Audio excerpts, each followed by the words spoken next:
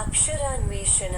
అక్షరాన్వేషణ అనబడు ఈ శీర్షికలో మీరు ఈ చిత్రము మధ్యనున్న రెండక్షరములతో నాలుగక్షరముల తెలుగు పదములను సృష్టించవచ్చును. అందులకు అవసరమైన ఆధారములు పట్టికకు ఇరువైపులా తెలుగు మరియు ఇంగ్లీష్ భాషలలో ఇవ్వబడియున్నవి.